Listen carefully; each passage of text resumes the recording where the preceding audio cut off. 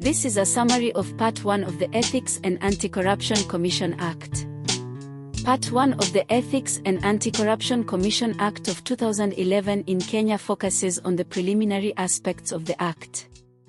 It sets the stage for the rest of the law by providing a short title for the Act and defining important terms used throughout the legislation. Here's a breakdown of the two sections within Part 1. Short title, Section 1. This section simply states that the Act can be referred to as the Ethics and Anti-Corruption Commission Act, 2011. This provides a convenient and legally recognized shorthand for referring to the Act.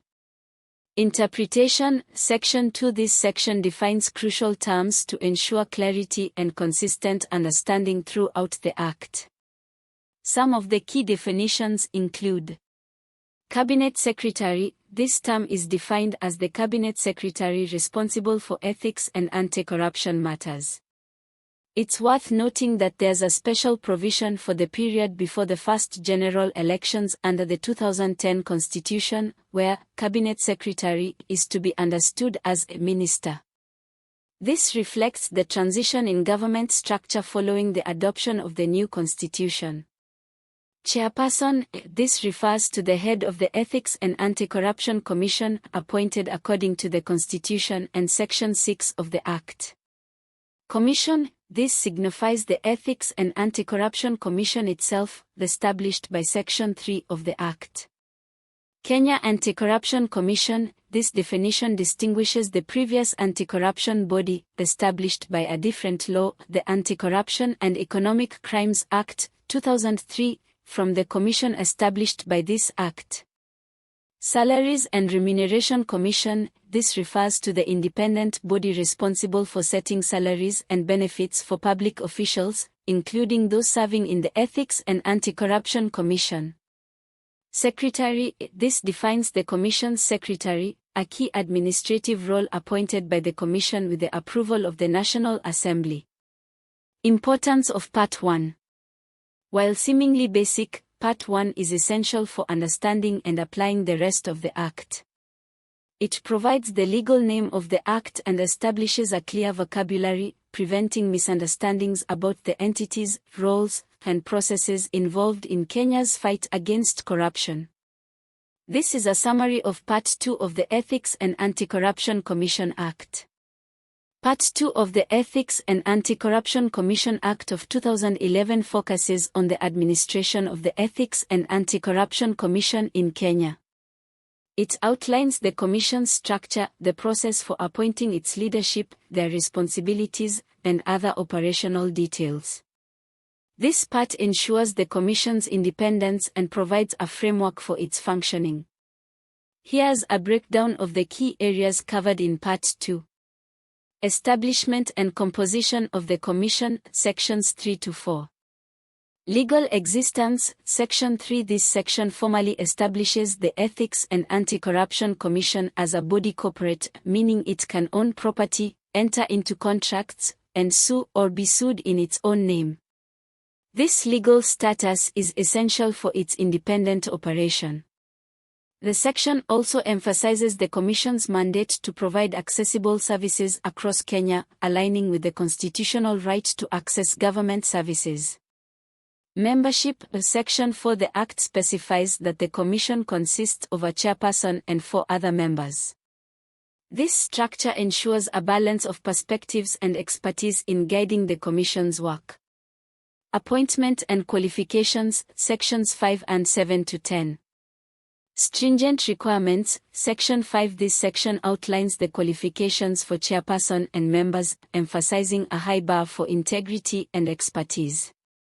Candidates must meet Chapter 6 of the Constitution's leadership and integrity standards, hold a university degree, possess significant experience, 15 years for chairperson, 10 for members, in relevant fields, and demonstrate a distinguished career. This rigorous selection process aims to ensure the Commission is led by individuals with the necessary competence and ethical standing. The Act also disqualifies those with political affiliations, a history of bankruptcy or criminal convictions, or prior removal from public office for constitutional or legal violations.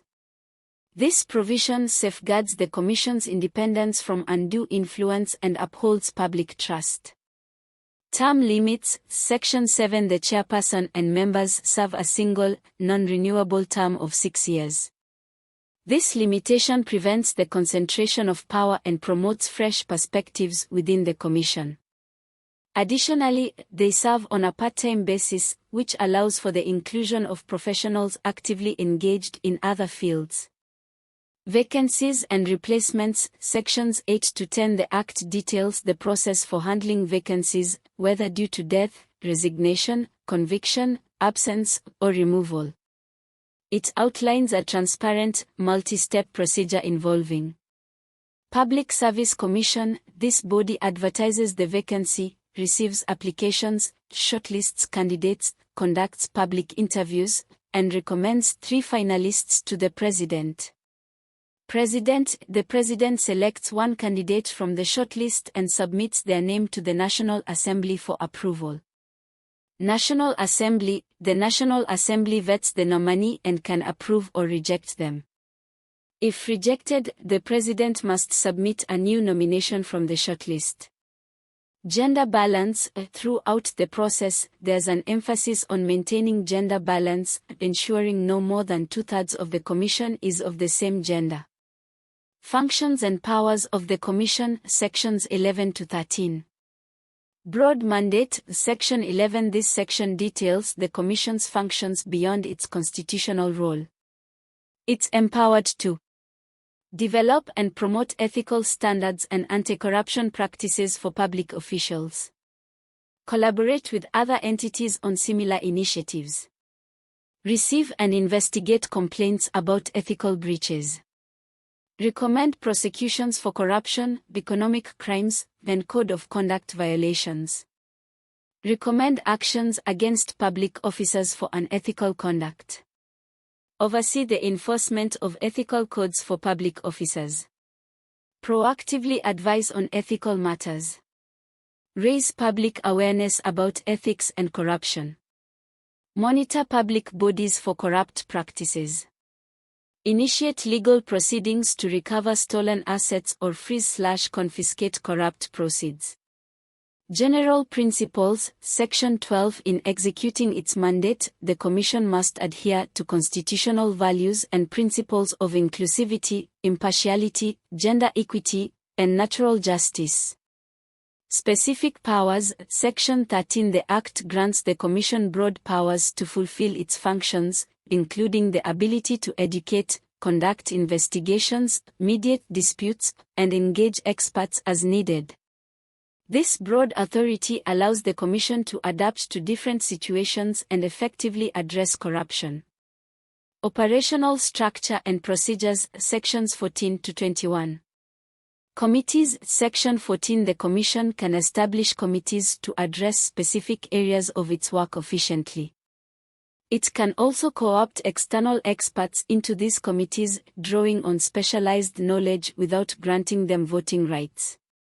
Meetings and procedures. Sections 15 to 16. The Act outlines the framework for Commission meetings, specifying quorum requirements, voting procedures, and the role of the chairperson and secretary. This structure ensures decisions are made fairly and transparently. The Act also outlines the qualifications, appointment process, term, and responsibilities of the Commission Secretary, who serves as the Chief Executive Officer and Accounting Officer, responsible for the day-to-day administration. Removal of Secretary. Section 17. The Act provides for the removal of the Secretary for reasons such as incapacity, misconduct, incompetence, or constitutional violations. Staffing. Section 18. The Commission appoints its staff, ensuring diversity in gender and regional representation. Secondment of personnel from the Public Service Commission is also permitted. Official seal. Section 19. The Commission has an official seal, used to authenticate documents and actions, enhancing its credibility and legal standing. Legal protection, Section 20 members and staff are protected from personal liability for actions taken in good faith while performing their duties. This provision encourages proactive action without fear of undue repercussions. Code of Conduct, Section 21 All members and employees must adhere to a strict code of conduct, ensuring ethical behavior and maintaining public trust. Overall, Part 2 establishes the Ethics and Anti-Corruption Commission as a robust, independent body equipped with the necessary structure, powers, and procedures to effectively combat corruption in Kenya. It emphasizes transparency, accountability, and professionalism in all aspects of the Commission's work. This is a summary of Part 3 of the Ethics and Anti-Corruption Commission Act. Part 3 of the Ethics and Anti-Corruption Commission Act of 2011 focuses on the financial provisions that govern the Ethics and Anti-Corruption Commission in Kenya. These provisions aim to ensure the Commission's financial independence, transparency, and accountability in managing its resources. Here's a breakdown of the key elements covered in Part 3. Sources of funding, Section 22. This section outlines where the Commission's funding comes from. Parliamentary allocation. The primary source of funding is the money allocated to the Commission through the national budget by the Kenyan Parliament. This ensures a degree of financial stability and allows for long-term planning. Grants, gifts, and donations. The Commission can also receive funding from grants, gifts, donations, or other endowments. This allows for potential collaboration with various organizations and individuals interested in supporting the fight against corruption. Other income. The Commission can generate income through its operations, such as fees for services provided. Transparency requirement. Importantly, the Act mandates that any donated or loaned funds, or gifts received, must be disclosed to the National Assembly and made public before the Commission uses them. This measure promotes transparency and accountability in the Commission's financial dealings. Remuneration and allowances, Section 23. This section states that the Salaries and Remuneration Commission, an independent body, determines the salaries and benefits for members of the Ethics and Anti-Corruption Commission. This provision aims to attract qualified individuals to serve on the Commission by offering competitive compensation while avoiding potential conflicts of interest related to setting their pay. Budgetary process, Sections 24 to 25. This part outlines the process for developing and approving the Commission's budget. Annual estimates, Section 24. At least 3 months before each financial year, the Commission must prepare a detailed budget outlining its estimated revenue and expenditure for the upcoming year.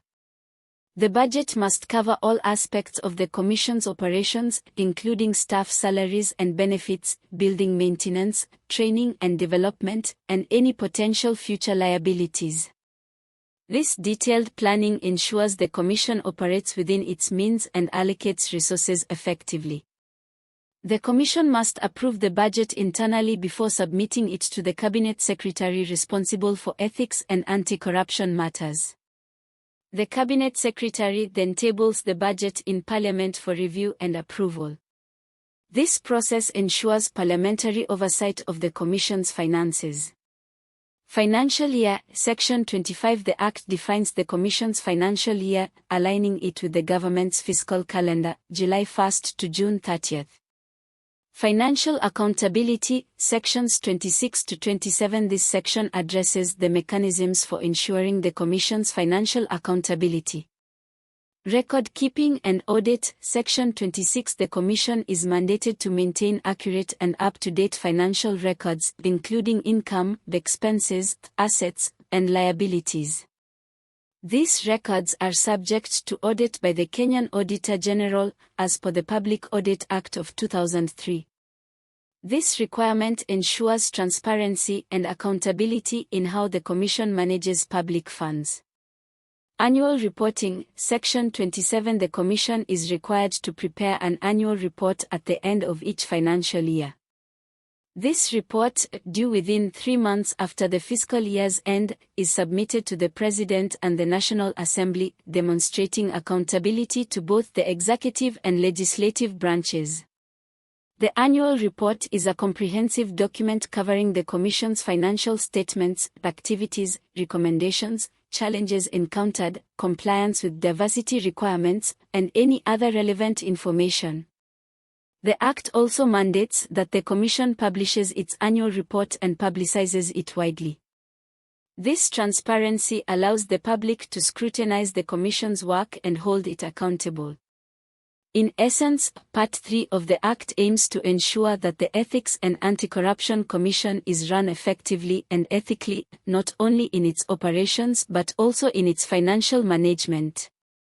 It establishes a system of checks and balances to prevent the misuse of funds and maintain public trust in the Commission's work. This is a summary of Part 4 of the Ethics and Anti-Corruption Commission Act.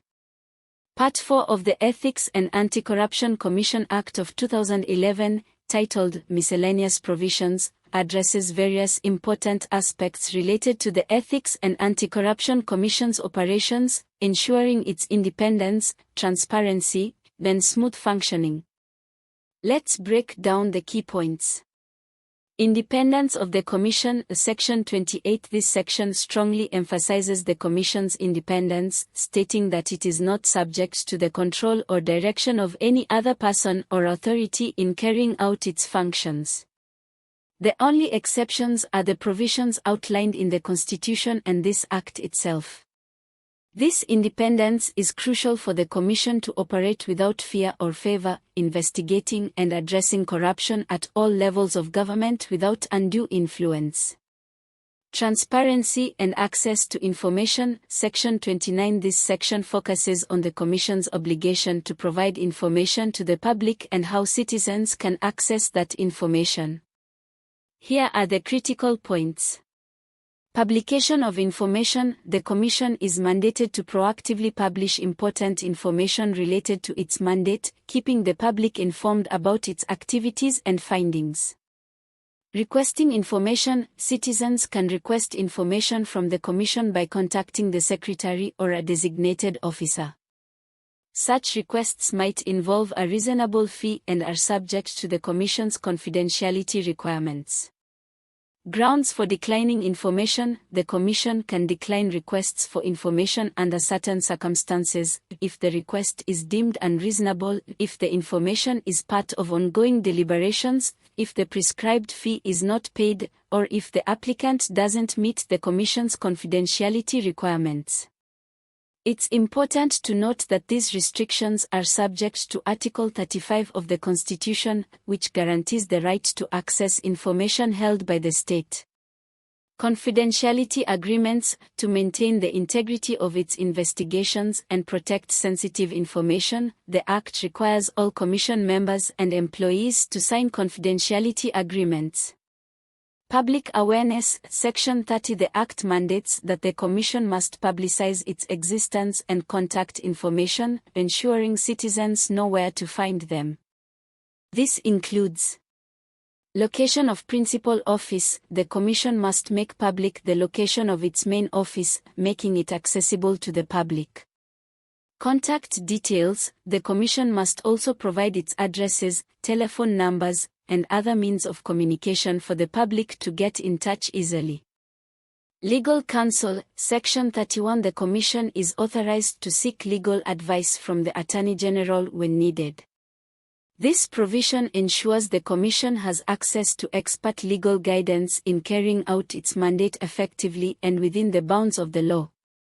Regulations. Section 32. To provide further clarity and operational guidelines, the Act grants the Commission the authority to establish its own regulations. These regulations cover areas such as staffing. This includes procedures for appointing, confirming, and terminating employees, ensuring fairness and transparency in human resource management. Discipline. The regulations can outline the disciplinary procedures for Commission employees, promoting accountability and professionalism. Operational procedures. The Commission can establish detailed procedures for carrying out its functions, ensuring consistency and efficiency in its operations. In summary, Part 4 of the Act focuses on reinforcing the operational framework of the Ethics and Anti-Corruption Commission. It underscores the Commission's independence, promotes transparency by outlining access to information procedures, mandates public awareness of the Commission and its work, provides access to legal counsel, and empowers the Commission to establish its own operational regulations. These miscellaneous provisions are essential to ensure the Commission can function effectively, transparently, and with the public's trust. This is a summary of Part 5 of the Ethics and Anti-Corruption Commission Act. Part 5 of the Ethics and Anti-Corruption Commission Act of 2011, titled Savings and Transitional Provisions, focuses on ensuring a smooth transition from the previous anti-corruption body, the Kenya Anti-Corruption Commission, to the newly established Ethics and Anti-Corruption Commission. It also clarifies the handling of ongoing matters and the status of previous legal instruments. Let's break down the key points. Continuity of legal actions and instruments. Section 33. This section emphasizes that the establishment of the new commission will not disrupt ongoing work or invalidate previous actions. Here's how it ensures continuity. Existing orders and notices. Any orders or notices issued by the former Kenya Anti-Corruption Commission remain valid and are considered to have been issued under the authority of the new Ethics and Anti-Corruption Commission. Ongoing investigations and proceedings of all functions, transactions, investigations, prosecutions, and any other legal processes initiated by or on behalf of the former commission continue uninterrupted under the auspices of the new commission. This ensures that cases already underway don't experience delays or legal challenges due to the transition. Transfer of responsibilities. Any responsibilities previously assigned to the Kenya Anti-Corruption Advisory Board are transferred to the new Ethics and Anti-Corruption Commission. This ensures a seamless transfer of duties and prevents any gaps in oversight or guidance. Transfer of staff. Section 34. This section addresses the employment status of staff members who served the former Kenya Anti-Corruption Commission. Contract staff. Staff members serving on contract with the former commission, excluding the director and deputy directors, are automatically considered employees of the new commission for the remainder of their contract terms. Seconded government employees. Public officers seconded from other government agencies to the former commission are also considered employees of the new commission for the remainder of their secondment period.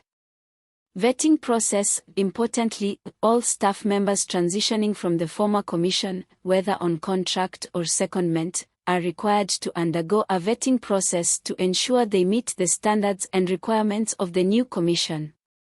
This vetting includes an application process and an evaluation based on criteria set by the new commission. Termination for unsuccessful candidates. Those who do not meet the vetting criteria will not be employed by the new commission, and their services will be terminated according to their existing employment contracts. Transfer of assets and liabilities. Section 35. This section guarantees the orderly transfer of all assets, liabilities, and legal agreements from the former commission to the new one. Automatic vesting. All property, assets, rights, liabilities, obligations, agreements, and any other arrangements held by the former Kenya Anti-Corruption Commission are automatically transferred to the new Ethics and Anti-Corruption Commission. This includes physical assets like buildings and vehicles, as well as financial assets and contractual obligations. Registration of transferred property. The new commission is mandated to register the transfer of any property, as required by law, with the relevant authorities. This formalizes the ownership transfer and ensures legal clarity. Simplified registration process. To expedite the process, the Act waives any registration fees, stamp duties, or other costs associated with transferring the ownership records. Amendments to the Anti-Corruption and Economic Crimes Act, 2003, Sections 36 to 37. These sections make necessary adjustments to the existing Anti-Corruption and Economic Crimes Act of 2003 to align it with the establishment of the new Commission. Definition of Commission, Section 36. The definition of Commission in the Anti-Corruption and Economic Crimes Act is amended to refer to the Ethics and Anti-Corruption Commission, reflecting the change in the anti-corruption body. Repeal of Part 3, Section 37. Part 3 of the Anti-Corruption and Economic Crimes Act of 2003, which pertained to the former Kenya Anti-Corruption Commission, is repealed. However, Part IIIB, which likely deals with specific ongoing matters or transitional aspects, remains in effect for 90 days or until the new commission is fully operational, whichever comes first. In essence, Part 5 of the Act ensures a seamless transition from the old Kenya Anti-Corruption Commission to the new Ethics and Anti-Corruption Commission. It safeguards the continuity of legal processes, provides clarity for staff employment, ensures the orderly transfer of assets and liabilities, and updates existing legislation to reflect the change in the Anti-Corruption Authority. These transitional provisions are crucial for the new Commission to begin operating efficiently and effectively without unnecessary disruption.